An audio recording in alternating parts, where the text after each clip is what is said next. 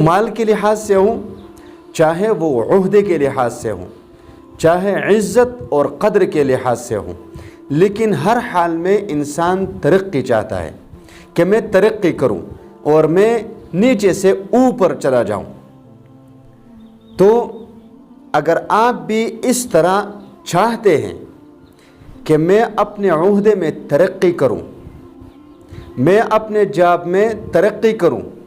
اپنے مال میں ترقی کروں، اپنے دوستوں میں ترقی کروں اور اونچا ہو جاؤ، خاندان میں اونچا ہو جاؤ،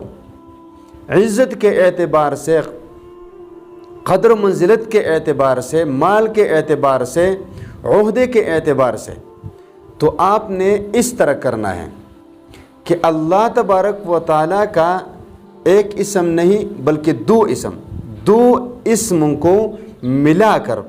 300 مرتبہ روزانہ پڑھنے ہیں۔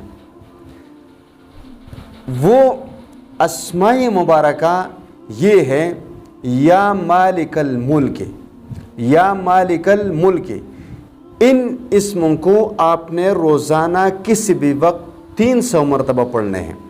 300 مرتبہ پڑھیں، کچھ دنوں کے اندر انشاءاللہ تعالی